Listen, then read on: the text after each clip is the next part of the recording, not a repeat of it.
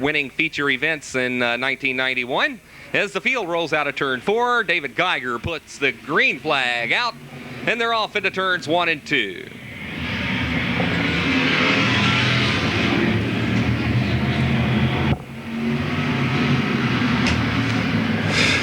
Coming around to complete lap number 1, it's Donnie Sullivan driving car number 1, the leader.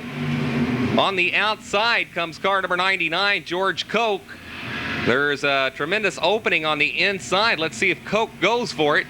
And he does, down into turns 3 and 4. Fred Kalin in car number 72 makes a little contact. Scott Toohey's on the outside of that battle as well. A hole briefly opening up on the inside for Toohey, but he decides to chase down the outside of Fred Kalin, who loses momentum coming out of turn 2. Toohey now safely up into third. Chuck Winders now working the outside of Kalin, and he'll take over the number 4 spot. Kalin runs at 5th. Chuck Barnes now goes 6th, and going 7th, the number 53 of Joe Williamson.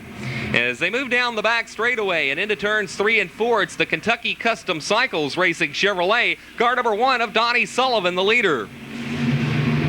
Running at 2nd, it's the Thornton's Gas and Food Marts Racing Chevy Camaro of George Koch. And then going 3rd, it's Scott Toohey in the Churchill Downs Special. Out of turn 4, they'll come around to complete lap number 5 and the halfway mark of this event. Bumper to bumper out of turn 2 and down the back straightaway. The front three cars really doing some racing together. And now Scott Toohey decides to try the outside of George Koch as they swing out of turn 4. Koch again looks to the inside of Donnie Sullivan, slows up a little bit and loses some momentum, and will give up 2nd place to Scott Toohey.